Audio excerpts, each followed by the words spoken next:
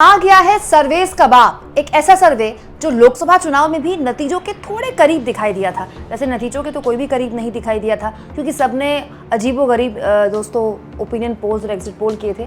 लेकिन लोक पोल, जी हाँ, लोक पोल एक डिजिटल प्लेटफॉर्म है जिसने न केवल लोकसभा चुनाव में जो सर्वे किया था वो नतीजों के थोड़ा करीब था, बल्कि कर्नाटक चुनाव में इनका जो सर्वे था वो जो फाइनल नतीजे थे उससे बिल्कुल सटीक निकला था।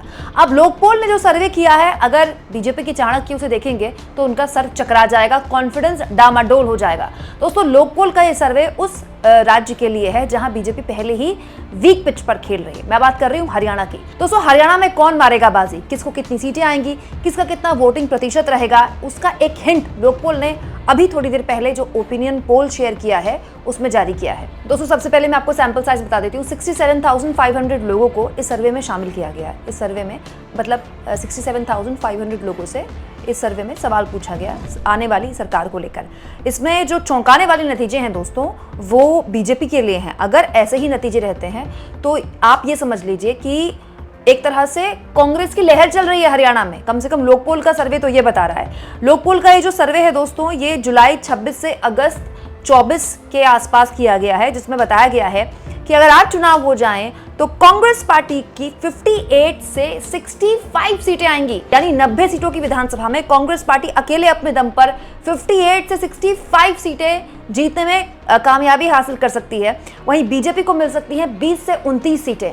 और दोनों के वोटिंग प्रतिशत में भी जो आप अंतर देखेंगे दोस्तों, ह्यूज है, बहुत ही बड़ा है। करीब करीब 10% का वोटिंग प्रतिशत का अंतर है। बीजेपी को जो वोटिंग परसेंटेज दिया गया है वो 35 से 37% दिया गया है, और कांग्रेस पार्टी को जो वोटिंग परसेंट दिया गया है वो 46 से 48% दिया गया है। क्योंकि कुछ और गठबंधन भी चुनाव लड़ रहे हैं तो अदर्स को यहाँ पर दिया गया है 7 से 8%, जिसमें निर्दलीय और बाकी गठबंधन भी आते हैं। 9% लोगों ने अभी अनडिसाइडेड, मतलब अपना कोई फाइनल आंकड़ा नहीं दिया, तो अभी उन्होंने डिसाइड नहीं किया। 9% लोग ऐसे हैं जिन्होंने अभी डिसाइड नहीं किया कि वो कांग्रेस की तरफ जाएंगे, बीजेपी की तरफ जाएंगे या फिर अदर्स की तरफ जाएंगे। लेकिन ये आंकड़ा अपने आप में बहुत ज़्यादा टेंशन पैदा कर सकता है दोस्तों बीजेपी के खेमे में।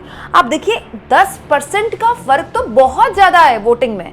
मतलब 3-4% से तो हमारे यहाँ सरकारें गिर जाती हैं, दूसरे पार्टी की सरकार आ जाती है, और 10% के वोटिंग प्रतिशत में तो आप मानकर चलिए कि एक तरह से हरियाणा में बीजेपी का सुपड़ा साफ होने का हिंट दे रहा है ये सर्वे। हालांकि इस तरह के सर्वे अभी बहुत होंगे दोस्तों, लेकिन अभी कुछ दिन पहले सी वोटर और आज तक ने जो सर्वे किया था हरियाणा को लेकर, वहां पर कोई वोटिंग प्रतिशत और सीटों को लेकर तो आंकड़ा नहीं दिया गया था, लेकिन उसमें भी हिंट यही थी कि जो हरियाणा है वो बीजेपी के लिए टेढ़ी खीर है।